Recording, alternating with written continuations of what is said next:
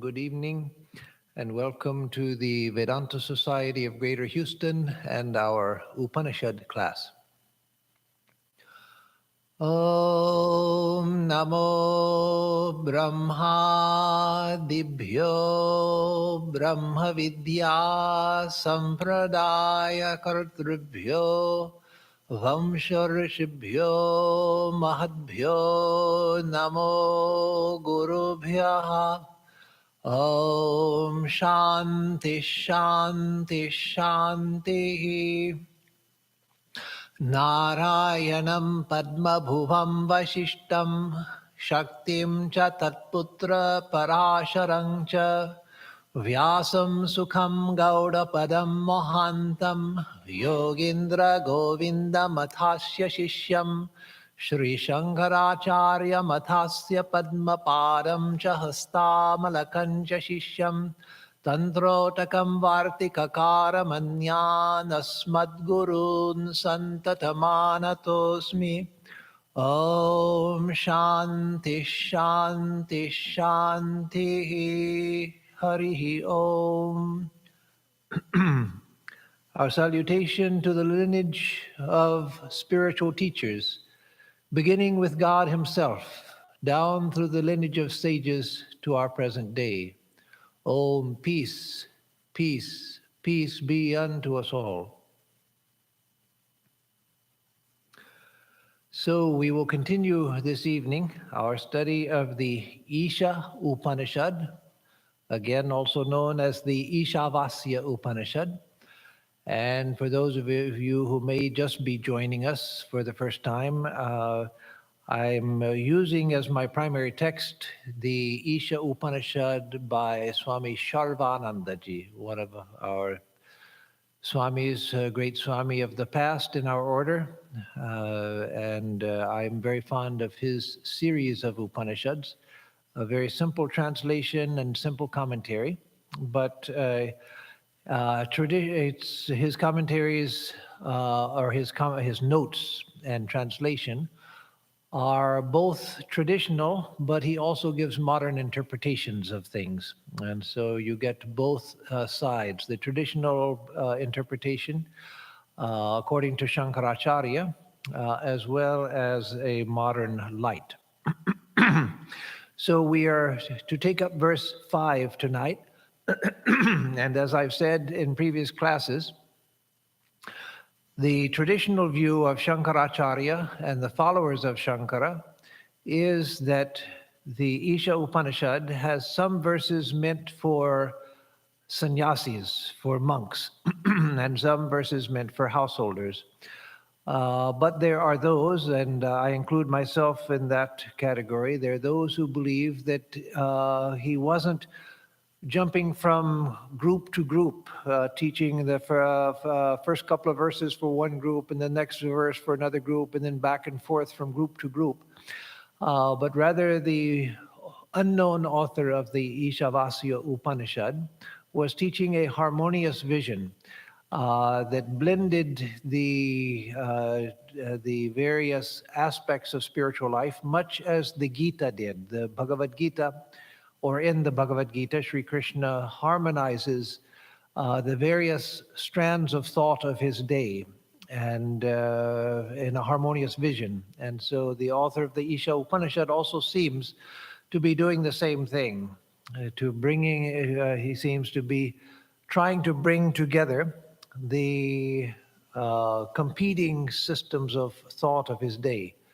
Of course, at the time of the Upanishads, there weren't competing systems as real systems. It was not yet the philosophical age where they had developed schools of thought into formal systems, but there were differences of opinion. And so here he's speaking of the reality, both for those who are monastic and for those who are non-monastic, in a harmonious vision. And also harmonizing the life in the world with the life of renunciation. And so it seems to me and to some others, like Swami Sarvanandaji, Swami Ranganathanandaji, and others, and Swami Vivekananda also, The vision presented in the Ishavasya Upanishad is one of harmony, not one of division. So again, as I've said in previous classes, the last two classes, since we started this Upanishad, Shankara's commentary is beautiful and it's valuable and it stands on its own. And it may be that he was correct. I'm not saying Shankaracharya was wrong, but I am saying, as others have said, that there is another way of looking at the Upanishad, which to me seems to capture its vision in a more holistic way, rather than this verse is for the monastics, this is for householders, this is for monastics, this is for householders, etc. So as I did in the last class, I will tell what the traditional interpretation is when it differs from this harmonious interpretation, but I will give both, and I'll give emphasis to the harmonious interpretation. Excuse me.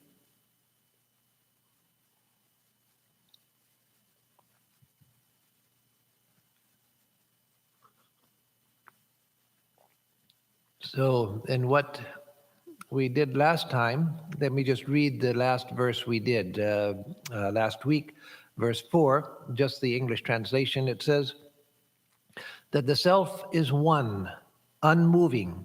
It's faster than the mind. Having preceded the mind, it is beyond the reach of the senses.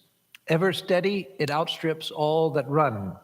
By its mere presence, it enables the cosmic energy to sustain the activities of living beings. So, again, as I said last time, this Upanishad in that verse and the one we're going to do now, and in some coming verses as well, it presents paradox. And again, paradox, as I explained last time, is one of the recognized languages or methods of teaching spiritual truth. Because spiritual truth is beyond the rational mind, so paradox is a way of presenting two things that appear to be a contradiction, but in reality, they're not a contradiction. From a higher standpoint, we see a higher unity whereby these apparent contradictions are harmonized. And so, as I explained last time, it says it's unmoving and yet it's faster than the mind, because in itself, it's absolute stillness. There's no motion. And yet it is the reality behind everything here which is constantly moving. So just as when we're on a train, we pass by a train which is stationary, and oftentimes we think that the other train is moving and we are still. And of course, it happens the opposite way as well, because of the relative motion. And so everything here is dynamic, moving, so it makes it look as though the self itself is moving, because everything here is a manifestation of that self. And yet in itself, it's absolutely still. So this type of thought continues in the verse we take up tonight, which says, Tare jati tannai jati taddure tadvantike tadantarasya sarvasya taruba sarvasyasya bahyataha. This says, Tare jati. It moves. Tannai jati. It doesn't move. So this reality, the Atman, Brahman or the Atman, the supreme reality which we are, it moves, and yet it doesn't move. So again, it seems to move because moving things are nothing but that. And yet it doesn't move in itself because it's absolute stillness. Taddure tadu antike. It's far, far away, and yet it's the closest of the close. So it's far away, and yet it's very near. So again, a paradox. It's far away because it seems to be very far away to us. We who are ignorant of the self, we see no evidence of it. We see only diversity. We see only separation. We see only duality between subject and object and other dualities. We see only the effects of ignorance of that one reality. And so that seems very far away. It seems to most people to be non-existent. But as we turn to spiritual life and we learn of it and begin to be attracted by the idea of enlightenment, then it seems very far away because we see what kind of qualities of mind and heart we have to develop in order to attain it. And we look at ourselves and see that, oh, that seems like a million miles away. How could I ever attain to that state? I, whose mind is so distracted, so dispersed, so lacking in energy, so lacking in insight, etc., so lacking in the moral excellences that are necessary for its attainment. How could I ever attain it? So it seems extremely far away. And yet it's extremely close because it's who we are. The very sense I am, that which is closest to us is the sense I am, the very sense of my self-existence. That is a manifestation of that, of the reality. And so it's closer even than the ego, closer than the body and mind. It's the very essence of our being, so it couldn't be closer to us. It's what we are. So it seems far away, and yet it's very close. So tad dure, it's far away. Tadu antike, and yet it's very near. Tadantarasya sarvasya, tadu sarvasya bahyataha. Tad antarasya sarvasya, that is inside of all beings. It's the inner reality of everything. Whatever we see, if we could see to the heart of anything, we would see that reality. Tadu sarvasya bahyataha, and yet it's outside of everything. So it's inside everything, and yet it's outside of everything. So what does that paradox mean? It's inside of everything because it is the reality of everything. If I could see this book with perfectly pure insight, spiritual insight, with a pure mind, if I could look at this book, I would see the luminous reality itself. The bookness would begin to disappear and the inner reality would shine forth. The very reality of this book is nothing but Brahman. The very fact that I think that this book is, isness or existence is Brahman. And so the very quality of being, the fact that this book is, that is the reality of Brahman. The fact that this book makes itself known to me, it makes itself known to my senses, I see it. That also is the prakasha, the light, the luminosity of the self, which makes this known. So the inner reality of this book is nothing but Brahman. The bookness is just an appearance. The reality is Brahman. So it's inside everything, whatever it is, good, bad, ugly, beautiful, whatever. It's the inner reality of everything. And yet it's outside of everything, meaning that it transcends everything. Everything here, that reality is beyond it, transcendent. It's outside of time and space. This is very much inside time and space.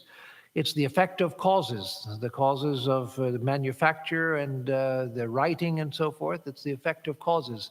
And yet that is outside of causation. So it's outside of everything. That's why the Ashtavakra Samhita says that you, Ashtavakra telling King Janaka, his disciple, that this whole universe is yours and nothing is yours. Or actually, I think it's Janaka, after his realization, says, when he has his realization, that everything is mine or nothing is mine. Both are true. Everything is mine because everything appears within me. Everything is a manifestation of me, the supreme reality. And yet nothing is mine because I am the reality, and this disappears completely. So it's inside everything, and yet it's outside everything. So the running translation he gives here is, it moves and it moves not. It's far, but it's very near. It is within all of this, and it's also outside all of this, that is beyond all of this. And so again, that use of paradox, which, as I explained last time, is used in some of the Upanishads, like this one and the Kena Upanishad in particular, and is used extensively in the Chinese thought, both in Buddhism, Chinese Buddhism, and in Taoism. The Chinese thought delighted in paradox. But again, it's present in very much present in Vedanta as well. In fact, the whole idea, most of you have heard of the Zen koans. Those are actually from China, from Chan Buddhism in China, which became Zen in Japan, and we know it as Zen because it was first Japanese teachers who brought the tradition here. So we know it as Zen rather than Chan. But the Chan koans are puzzles of thought that you're to meditate on, you're to hold on to until they resolve themselves in a state of insight. And so many people, it's very, very commonly taught by people speaking about Buddhism, that the purpose of the koan is to confound the mind so that the mind gives up rational thought. But I don't agree with that interpretation. I don't agree with it on the terms of Chan Buddhism itself. It's not trying to frustrate the mind. It's presenting a paradox which the mind can only understand by jumping beyond logical categories and seeing the reality. So its purpose is not frustration. Its purpose is to lead you to a higher standpoint where the paradox is resolved. And that's the purpose of these statements in the Upanishad as well. So this verse also, Shankaracharya says that this was also meant for monks because it's speaking about the highest reality. So the first verse, Isha Vasyamidam Sarvam, the first verse of the Upanishad, he says that's for monks. And then the second verse is meant for householders, and then it comes back to monks and continues until we come later in this short Upanishad, where it goes back to householders according to him. But I don't see any need to jump back and forth like that. Just as Sri Krishna teaches the highest truth to Arjuna, who was a warrior, who was married, who was living in the world with a family, etc. And yet Sri Krishna teaches him the highest truth as well as teaches him about duty. And so why couldn't the author of this Upanishad also be addressing those who are spiritual aspirants, whatever their status in life, how to lead both a dharmic life and a spiritual life? So now we come to a couple more verses which it's a pair of verses, just like 4 and 5. We just did 5. But 4 and 5, they form a pair because they're speaking from the same standpoint. This 6 and 7 also form a pair. And this also, according to Shankaracharya, was addressed to monks, this and the next one. But again, I see no reason for limiting its audience that way. So 6 says, Yastu sarvāni bhūtānyatmanyevānupashyati sarva bhūteshu chatmānam tato na vijugupsate. Yastu sarvāni bhūtāni atmani eva anupashyati. One who sees sarvāni bhūtāni, all beings, atmani eva, indeed within the self. So one who sees all beings here within themselves. And then the next line, sarva bhuteshu cha atmanam, and sees the self within all beings. Tato na vijugupsate. He doesn't hate anyone. So the idea is that the person who has the realization that all beings exist within himself, within herself. Again, himself in a non-gendered way, in himself sees all beings within himself, and who sees himself in all beings. So this again is something of a paradox. That is, when we attain to the vision of the Atman, and even when we get close enough, so we begin to have an intuition of the Atman, we begin to get glimpses, we begin to feel a certitude, the understanding comes. We haven't yet had the vision where we experience it directly and immediately, which is what we want. But long before that, we begin to get a deep feeling and conviction, and we begin to, as if we can see it, we can almost see it, we can almost feel it, we can almost touch it, but not yet there. So then we see all beings within oneself. That is, one begins to feel that oneself is expansive.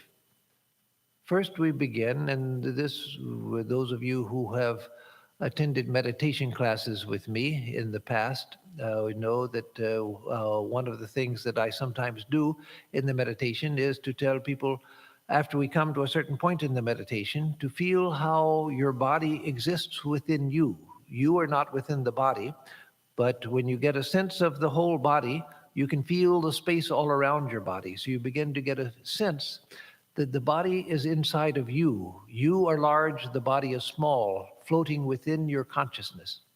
But as you go further, you begin to feel that everything that you see, the distant sun, the distant galaxies, or wherever you put your mind, all of that is inside the self. So you begin to see all beings are inside of me. When we dream at night, when we're asleep and we dream, we see various beings in the dream. And while we're in the dream, we see ourselves here and other beings out there. But what happens when we wake up and think about the dream? We realize the whole thing was inside of me. The whole thing was created inside of my mind. The dream Swami and the dream people that I see in the dream, or the dream tiger if I have a nightmare or something, that all of that is inside of me. And so in the waking state also, we begin to see that all of this, even distant galaxies, all of that is inside of me. So one who sees all beings within the self, and also sees the self in all beings. So both are true. You see everything within yourself. And then when you think of a particular person, a particular thing, a particular being, you see yourself in them. So that paradox is solved because you find that the self is not spatial. It's not spatial. When I think of all beings, I feel them all to be within myself. But when I think of a particular person, I'm talking to a particular person, then I should begin to see myself in them. So because the reality, as I said, is non-spatial, and that's why the whole of the reality is in every particle. The whole of reality is within every being, and the whole universe is within that reality. We see things spatially, but space is a condition of the mind, a conditioning of the mind. Space and time belong to the mind. As long as we have a mind, there will be some sense, even a very highly refined sense, but some sense of time and of space, and of action, causation, action. But in the self, there's no time, there's no space, there's no action. Absolute stillness, the whole of reality is in a point, and all points are within that reality. And that's why Swami Vivekananda says, when someone asks him, in India, someone asks him about how God could incarnate. He says the problem you have in thinking that God could incarnate in a human being is that you're thinking of God as spatial, but God is not spatial. The whole of reality is within an atomic particle, subatomic particle.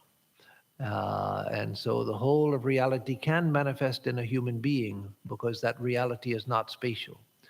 The mind throws everything out into space and into time, dimensionality, but not to the reality. And so one who sees all beings within himself and himself within all beings can't hate anyone. Navi jugupsate, does not hate anyone. Why?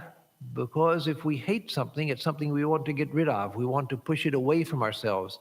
That can only happen If I think that I am here and someone else is outside of me, but they're getting too close to me and I want to get rid of them, I want to banish them from my presence, from my sight, from my thought.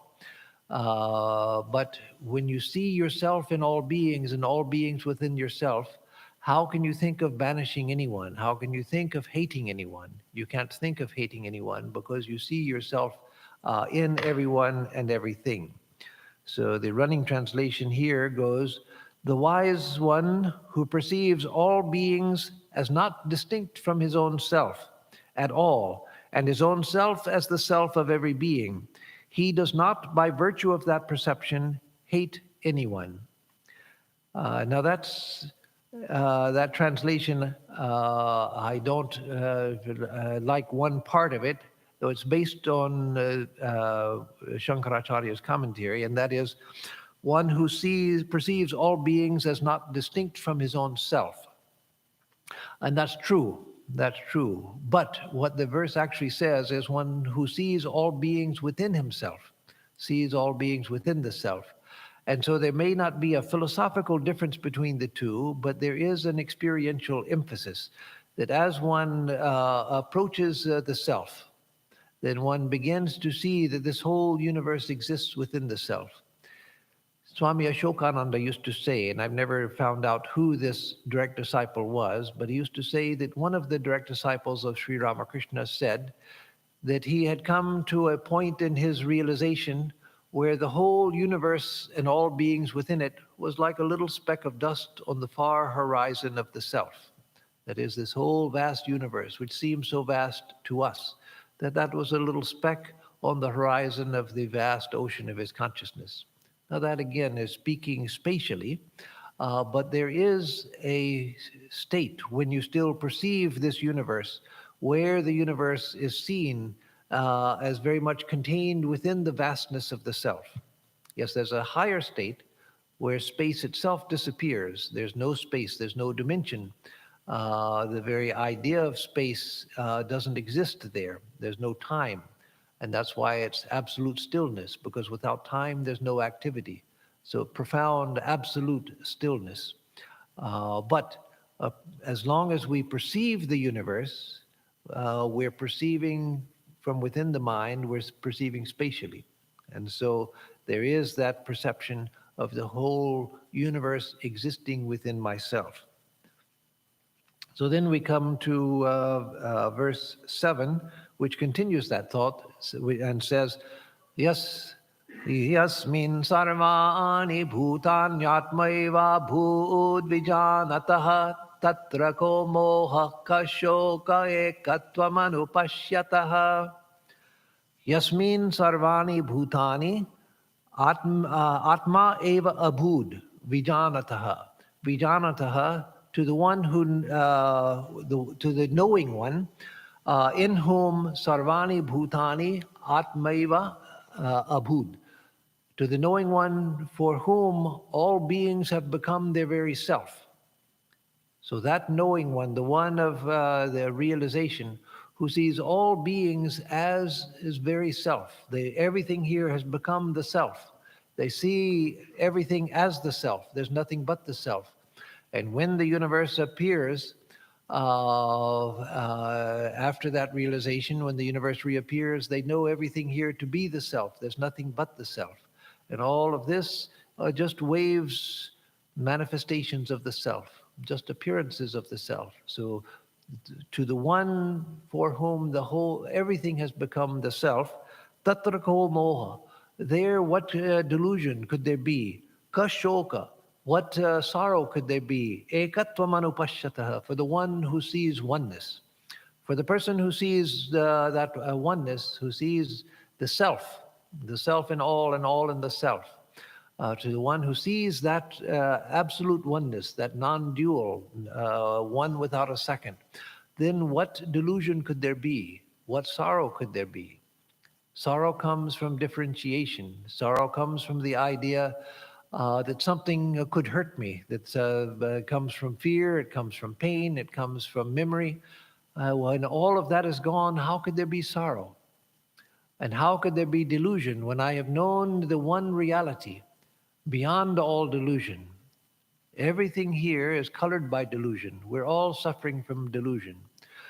We're like the person in Kafka's story of Metamorphosis, who woke up and saw himself to be an insect. Suddenly wakes up in the morning and sees himself lying in bed and sees himself to be an insect. So if we were to wake up one morning and have the delusion that I've become an insect, and I go to the doctor and ask the doctor, I don't know what happened, but last night I turned into an insect. You have to cure me. I've got to get back to my human state. The doctor sees that I am a human being and realizes that I'm suffering from delusion. It's just delusion which has made me think that I'm an insect. And so perhaps he gives me some sugar pills and says, here, take 2 of these in the morning and 2 at night. And tomorrow morning when you wake up, you'll be back to your human self again, hoping that the placebo effect works to cure the person's delusion. And so we are like that. We think that I'm this small, insignificant person engaged in action and with responsibility and with a personal history and with a personal ID and relationships and flaws and virtues mixed together and so many things. That's all a delusion. So once I have known the one reality and I know that I am that, not a part of it that could be separated from it, but I am that one non-dual reality in which there are no parts, that partless reality. Then where could there be delusion for me? I've known the secret of existence. And where could there be sorrow? Sorrow comes from the fact that, from the experience of loss, of hurt, of injury, etc. But when I am the reality itself and there's nothing else, what could cause me sorrow? Where could sorrow come? When my very nature is infinite bliss, when my very nature is light, when my very nature is all-knowing wisdom, then where would there be sorrow? Where would there be delusion? So again, these 2 verses, let me read the translation of the 2 verses together. The wise one who perceives all beings as within himself, and his own self as the self of every being, he does not, by virtue of that perception, hate anyone. He cannot hate anyone. And then, what delusion, what sorrow is there for the wise one who sees the unity of existence and perceives all beings as his own self? So again, very beautiful verses. And so Shankaracharya says that, well, this was meant for the all-renouncing sannyasi. Oh yes, of course it's meant for a sannyasi, but it's meant for others also. As Swami Vivekananda said, if this is the truth about who we are right now, then this should be taught to everyone. And that's what I think the teacher of this Upanishad was doing, as Sri Krishna does in the Gita. But again, that traditional distinction was made that, well, no, this doctrine should only be taught to the sannyasis and the householders. They're meant to worship God and hope for a better birth next time, and so forth. Well, no, that's not what Sri Krishna says. He teaches the highest truth to Arjuna. So this teacher also seems to be doing the same. So then verse 8, he again speaks, as he did in verses 4 and 5, he again speaks of the nature of the self, the nature of the Atman. Saparyagat chukramakayamavranam, Saparyagat chukramakayamavranam asna viragga shuddhamapaapavidham Kavir manishi paribhu swayambhur yathatyathorthan vyaradhat chashvatibhyas samaabhyah. Sa, that self, paryagat, that self is all pervading. So the self, that which I am, that which you are, that which each one of us is, the same self. Each one of us is that infinite self, the same self. All of us say the same I am. We all have the same experience I am. And we think that I am pertains to this body and mind. But I am that reality, and it's the same reality speaking within everyone. The experience I am is the same for all of us, in each one of us. We confuse it by thinking, I am Swami Atmarupananda, and you are so and so, and this other person is somebody else, and that's an insect, and that's an animal, and that's a tree. But no, it's the same I am within everything, within human beings, within animals, within plants, within the stone, within everyone there is the I am. And so it's the self is all pervading. Pariyagat, chukram, it's radiant, shining, resplendent. It's shining and radiant. How is it that I see anything?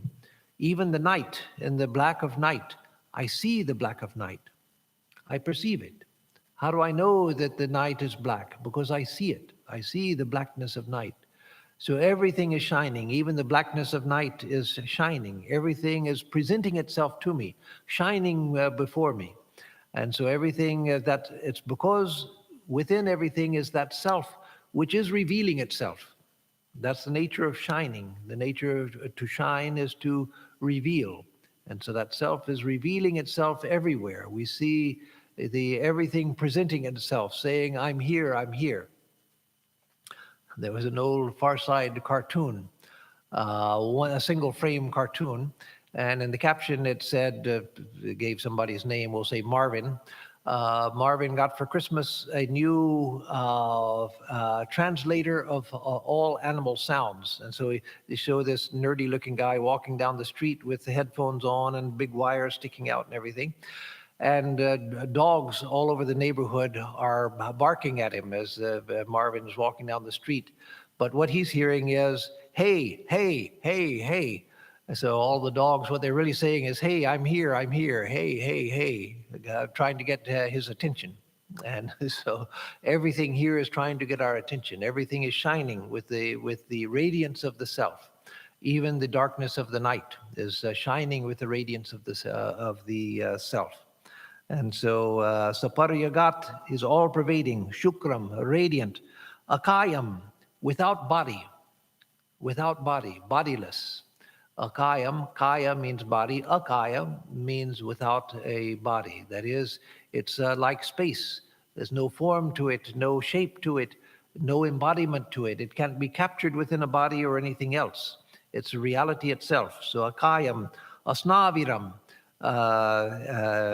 no, first comes avaranam, without any wound. It can't be wounded because there's nothing, there's no substance there, a physical substance, which can be wounded. And so this negates its being a physical object. It has no wound. Asnaviram, that is, it has no sinews. It's not held together by anything. There are no parts that are being held together by sinews, by ligaments and tendons, and so forth. So again, beyond any physicality, shuddham, pure. And so this, Shankaracharya says, that shuddham, pure, means that it has no subtle body, because the subtle body is where our karmas exist. All of our karmas, all of our memories, all of our actions exist there. But this reality is pure. It has no karma. It has no memories. It has nothing. It's just perfectly pure and transparent. Apapavidham, and without sin, untouched by sin. So pure and untouched by sin. Pure, Shankaracharya says that negates the subtle body, and apapavidham, untouched by sin, which he takes here as ignorance, negates the causal body, wherein our causal body, the karana sharira, is the cause of our manifest existence, that where ajnana, in which ignorance is seated. That's what we experience in deep sleep. In deep sleep, we go back to the karana sharira, the causal body, where all we experience is, I don't know anything. They're not even words. There's no thought. There's just the experience of not knowing anything. It's a positive experience. It's the experience of not knowing anything. It's not like the light's being turned out so there's no light. It's like the light is shining on pure ignorance, the sense of not knowing anything. So when we wake up from deep sleep, we say, oh my God, I was zonked out. I didn't know anything. It was so wonderful. So that's the Karana Sharira. So here, some of the epithets used for the self are negating a physical body, and then Shuddham, pure, is negating the subtle body, and Apapavidham, untouched by sin, is negating the causal body. And then Kavi is all seeing. That is all seeing because it sees the reality itself. And it sees that all of this is just a vibration, just an appearance within that reality. And so it's all seeing, Manishi, all understanding. It's the Manishi means the Lord of the mind. And so it's all understanding. It's all seeing and all understanding. That is omniscient. Again, in Vedanta, remember that omniscient, except when speaking of Ishvara, of God, the personal God, but when speaking of the Atman, omniscient means not that it knows every detail of every subject possible and everything that has ever happened or ever will happen. It means it knows the essence of the truth. It knows that everything, whatever it appears, is just a manifestation, a vibration within the self. And so it's Manishi, omniscient. Paribhu. Paribhu here means that which has transcended everything. It's the existence which transcends everything. It's beyond anything imaginable. It's beyond thought, it's beyond concept, it's beyond perception. The senses can't grasp it, the mind can't think of it. So Paribhu, that which transcends everything. Swayambhu, self-existent. Self-existent. It doesn't come from anything. It doesn't depend on anything. It's self-existent, Swayambhu. It exists as its own, it is the reality itself. There's nothing that it comes from, nothing it goes back to, nothing it transforms into. Even this universe is not a transformation of that. This is just a wrong perception of that reality, which is always the same, untouched by the appearance of the world. So, as I sometimes have said in talks, not for a long time now, but I have said it here before, that one of the characteristics of the experience of one who has realization is a mixture of extraordinary wonder, sort of transcendental wonder and amazement, and also the sense that, oh, this was always the truth. Why didn't I see it? It was right there before me. This was always the truth. Even in my ignorance, this was the truth. Why didn't I see it? It was like I had blinders that I myself had pulled over my eyes. Well, why couldn't I understand it? Why couldn't I see it? It's said about Swami, what's his name? Shantanandaji, a great saint of the order, a realized soul of the order that I had the wonderful blessing of seeing several times in 1971 before he passed away at Bellarmut. A wonderful Swami, disciple of Holy Mother, who the direct disciples were alive still. Some of the direct disciples, like Swami Brahmananda, Swami Turiyananda, who confirmed that he had attained to a state of enlightenment even in their time. And then he lived for another 50 years after that. And so I knew him near the end of his life. And he would constantly, from around the time of 1920, he would constantly hear the sound of Om, but the real Om, not the verbal Om that we repeat, but he heard the cosmic sound of Om, which gives reality to, which gives being to manifestation every moment. The whole universe is coming out of Om every moment. So he would hear that all of the time. And he would tell people, listen carefully. Surely you can hear it. It's so obvious. All you have to do is listen. And of course, people would try to listen and not hear anything. But to him, it was so obvious. How can you not hear it? Because it's reality. He wasn't making something up, and it wasn't something that was just going on inside of him, but nowhere else. No, it's the very sound which is giving being to the universe every moment. It's more real than anything here. How could you not hear it? That was his experience. And so This is Swayambhu, self-existent. Why could we not see it? Why can we not see it? That which is self-existent. Everything here is a derived existence. It derives its appearance from that, but that's self-existent. And then yatat yato arthan vyadadhat shashvatibhya samabhya. And so this literally means yatat yata. That's from, for those of you who know a little Sanskrit or Sanskritic languages, yatha tata, yatha as tata so. So yatat yataha means just in just that way, or in just just the proper way, as it should be. So in the proper way, shashvatibhya, for eternal samabhya, for eternal years, arthan vyaratat. That self assigned the duties to the eternal years in the proper way.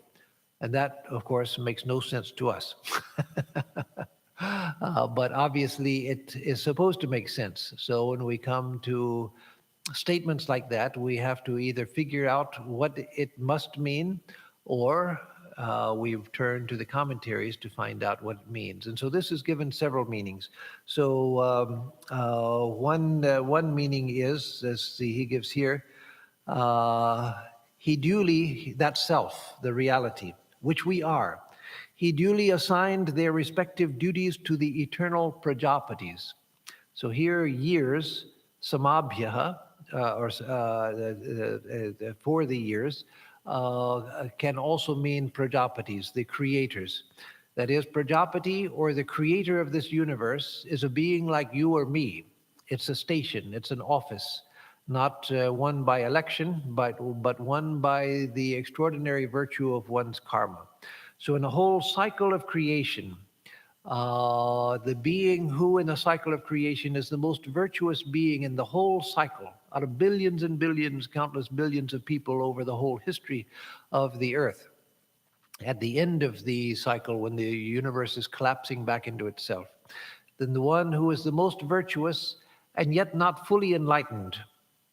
Enlightened people, they've already merged into Brahman. They are Brahman. For them, there's no coming and going. But for the most virtuous of people, they become the Prajapati for the next creation. And so here it's saying that one meaning is that the self duly assigns their respective duties to the eternal Prajapatis, to the eternal creators, because after, when there's another cycle of creation, there's a new Prajapati. The old Prajapati at the end of the cycle of creation attains to full illumination and becomes Brahman. And then there's a new creation, and then a new Prajapati who is the most virtuous in the previous cycle. And but there are other meanings which are more useful to us. So this takes quite a bit of theology as opposed to philosophy to understand and accept. So he says here, this passage has also been explained as, he, the self, has distributed all objects, arthan, all objects of the universe, rightly for all eternity. That is, the self being the reality in which this universe appears, and in which time itself appears. It's the self itself which has given the place to everything that we see here. The proper place to everything is assigned, as it were, not through conscious intention, because the self has no intention. But just by its very existence, it gives the proper place to everything. And the third meaning is, he has assigned to every period of history its proper duties. That is the way of life which is proper to the different yugas, the different periods of history. So those are three different interpretations that can be given to this same last phrase in the verse. But the important part for us is what goes before. That last part may be true, but it doesn't have immediate practical use for us. Maybe theoretical understanding. It has some use there if we want to go into details of such things. But the rest of the verse is of immediate use to us. So it says again, to read the running translation, he, the self-existent. Again, he takes Swayambhu from the end and puts it at the beginning when, as I have often said, when translating Sanskrit, you often have to start at the end for English and work your way back. So he, the self-existent, Swayambhu, is everywhere, Pariyaghat, without a body, without muscles or sinews, and without the taint of sin, radiant, whole, and pure, seeing all, knowing all, and encompassing all. He duly assigned their respective duties to the eternal years or the eternal Prajapatis. So again, that's the nature of the self. So we'll stop here because the next verse, there are three verses which go together, and then another three verses which continue. So the next verse is said by Shankaracharya to again be addressed. The next six verses are said by Shankaracharya. Let me change that again. The rest of the Upanishad is said by Shankaracharya to be meant for householders, people living in the world, people who are not seeking final liberation. But again, I don't see a good reason. In fact, the interpretation that's the alternative interpretation given here and by Swami Ranganathanandaji and some others honors the actual phrasing of the Upanishad better, I think, than Shankaracharya, which I say with all due respect for Shankaracharya because he was an incredible genius and high spiritual soul. But that doesn't mean that everything he said, that we have to take that as absolute truth if we see a better reading. So I'll save those verses for next time. They're very beautiful verses. And again, they present a paradox in two sets of three verses. So let me give announcements. And if there are any questions, I'll be glad to entertain them after the announcements. So first of all, on Thursday, we will have the Gospel of Sri Ramakrishna class in the morning at 11 o'clock, live streamed. On Sunday, we will have the usual lecture. I forget the topic. It may be Basic Concepts, the Mind. One of the talks this month will be in the series of Basic Concepts of Vedanta, and the concept I will take will be the mind. So it's either that or I'm also speaking this month on Sri Rama, because Ram Navami is coming up, the celebration of Sri Ram's birth. So, but I think this coming Sunday is probably the one on Basic Concepts, the mind. And let me say, and then next week we'll continue with this Upanishad class as usual. Let me say make one other announcement because people have asked me to once in a while speak about an update on the work at the new retreat. Most of you know that we purchased in December 15th, we signed the papers and finalized the purchase of a 91 plus acre plot of land in Trinity, Texas, north of Houston, between Houston and Dallas. And there we are working to fix up the property so that it can be used as a retreat. At present, there's an old cottage which we are working on fixing up. That will take time because we're doing it with volunteer labor right now. We will eventually pay for some things to be repaired by professionals, but right now we're doing what we can do ourselves with volunteer help. And we had the house lifted up with professional help because it was practically sitting on the raw ground. So we had it lifted up and put on new pilings. So that work is underway. That will eventually serve probably as a house for a caretaker and also a welcoming center for people coming to the retreat. We are also cleaning up the property, getting the property itself into shape. The front 10 acres or so, 11 acres or so, we are turning into park-like area. That will take some time, but already there's several acres that are beautiful park-like with a nice, large, beautiful pond. And so we're carrying on with the grounds work as well. And then we just had, yesterday, we had a new road put in, part way into the entrance of the property with a small parking lot. Eventually, the parking lot can be extended to make it a big parking lot, but right now it's enough for maybe about 6 cars and a small and a all-weather road. Eventually, that road will also be extended as we have the funds to continue the work. And then we will, in time, build, as soon as we can afford it, we'll build a pavilion so that we can begin to have outdoor functions, daytime functions. And then we will build cabins so that people can come and stay overnight so we can have weekend programs. So that's the idea. So right now we've done a lot of cleaning of the property, gutting of the house so that we can fix it up, put in new electrical wiring, new plumbing, a new bathrooms, and a new kitchen. And then the new road that we just put in. So again, people have asked me to update them on the work at the retreat. So now, if there are any questions, I will take those. Binky will bring, Sam Ghosh will bring the questions to me. Thank you, Binky. So, if oneself is the same as every other self and is the same as Brahman, why is karma particular to each person? Is this a paradox? That's a very good question. So karma is individual because karma only exists in this realm of ignorance, where I see myself as an individual. I see myself as Swami Atmarupananda. I'm an agent of action.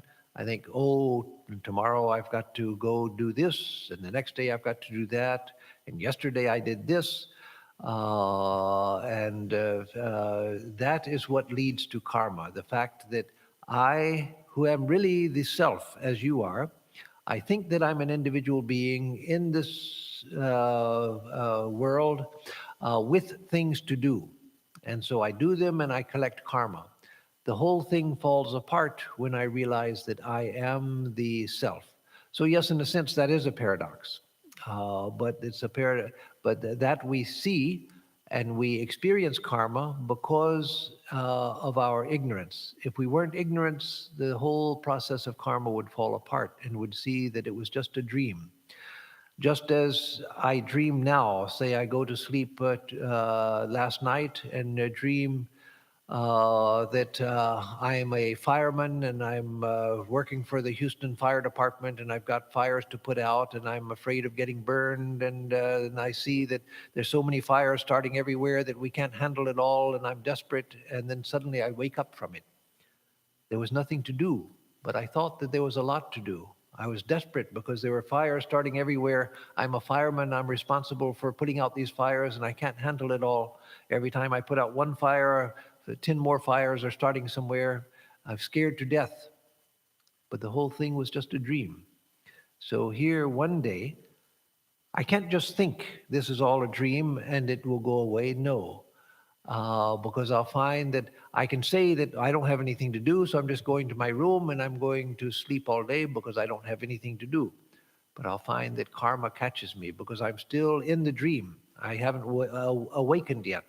And so while I'm in the dream, I can't deny it because it's all that I know. But a day will come when I realize the whole thing was just a dream and everything falls away. And then one remains as a sage. So, yes.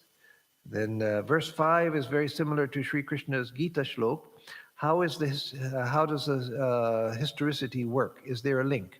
Yes, said Jayanta, there are connections between the Upanishads and the Gita. So the Gita came at the end of the Vedic age, within the Vedic age, but the late Vedic age, the Gita comes, and it comes as sort of a summary of the Upanishadic teachings, plus the new idea of the avatara, the incarnation of God, and the full development of the idea of the personal God. which is here because the first verse of the Isha Upanishad, a very old Upanishad, says all of this, Ishavasyam idam sarvam, all of this should be covered over by God. So the idea of God was there, but not fully developed. In the Gita, you find it fully developed. And so in the Gita, you find that there are verses which are very reminiscent of verses in the Upanishads.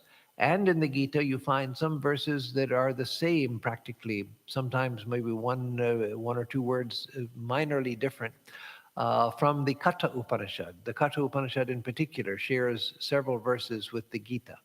And so those verses were current at the time of the Gita, and so some of them were incorporated into the Gita. Just as sometimes in trying to explain something, I find myself speaking the words of Swami Vivekananda. I'm not plagiarizing, it's just that I've studied Swamiji and his thought has become part of my own thinking, and so I find myself expressing myself in a way that Swamiji might have expressed himself. And so Sri Krishna also sometimes uses the language of the Katha Upanishad. Then when you are able to see God in everyone, everything, and everywhere, then you are free from suffering. Is feeling free from suffering different from being insensible? It is different from being insensible in this sense. You can become insensible if you are in samadhi, as Sri Ramakrishna often was, and we read about him. In samadhi, he would become insensible. That is, even like Dr. Sarkar, he would go to Sri Ramakrishna and examine him when he was in samadhi, near the end of Sri Ramakrishna's life, when Dr. Sarkar was treating him. And sometimes he would touch his half-open eyes, his eyes like in the picture of Sri Ramakrishna in samadhi. Dr. Sarkar would touch the bare eyeball, and Sri Ramakrishna wouldn't blink. So you think of touching your own eyeball, you can't help but blink. Even thinking about it, you start blinking. Even thinking about it, your eyes start watering. But he could touch the eyeball of Sri Ramakrishna, the bare eyeball, without the eyelid, and Sri Ramakrishna wouldn't blink. He wouldn't close his eyes. So in that sense, he was insensible. But as I said, there is a distinction, because we say that a person is insensible now, meaning that there are certain people who have no nerve endings in their skin and they don't feel pain. That's an actual problem for people. Because if we're acting here in this realm, if we can't feel pain, we don't know what's hurting us. And so such people have to be extremely careful, because they can injure themselves greatly. They can burn themselves terribly and not feel anything, because they have no pain receptors in the skin. And so it's a very dangerous condition. Sri Ramakrishna, Ramana Maharshi, and others, if they fell and broke their arm, there would be the awareness of the pain, but they wouldn't take it as their pain. And they would know that the infinite ocean of bliss was available to them every moment. And so they were in a paradoxical situation where they knew themselves to be the infinite, they knew themselves to be eternal, timeless, spaceless, and yet they would come back to the operation of the mind, see all of this, see it as a dream, and know it to be a dream. But if they broke their arm or something, they would feel it, but they wouldn't identify with it. And so they weren't insensible in that way. They become insensible when they're in deep samadhi. But when they're living within this realm, like Swami Turiyananda, he had an abscess, a carbuncle. I'm not sure what the difference is, but he had a carbuncle, whatever that is, a very painful, some sort of skin infection or something. And the doctor pierced it to drain it. And so they're going to operate on him to cut the carbuncle. And so he said, I don't need anesthesia, just let me prepare my mind and I'll tell you when you can cut. And so he controlled his mind, withdrew his mind from his senses, and then said, now you can cut. And so they operated on him without anesthesia, and he didn't feel anything. The next day, the doctor came to see him and wanted saw that the wound needed draining again. And so without telling the Swami, he cut him and the Swami screamed. And the doctor said, it was shaken. He said, but Maharaj, yesterday I did a long operation and there was nothing. He said, no, you have to tell me so I can withdraw my mind from the senses. And then you can do it. So when they're operating in this realm, they know themselves to be the infinite, they know themselves to be infinitely blissful, but they still perceive the perception of pain. And so the body and the mind still react, but they can separate themselves from that at any moment that they want to. So again, it's a paradoxical situation. So again, all good questions, and glad to get the greetings from people, friends, and hope everyone is well. So let me give a closing chant, and we'll see you next time. Om Purnamada Purnamidam Purnat Purnamudachyate Purnasya Purnamadaya Purnamevavashishyate. Om Shanti Shanti Shanti. Hari Om Tat Sat. That infinite being is full, perfect, and complete. This relative universe is full, perfect, and complete. From out of the fullness of that infinite reality, the fullness of this world has come, and yet that being remains ever the same. Om, peace, peace, peace be unto us all.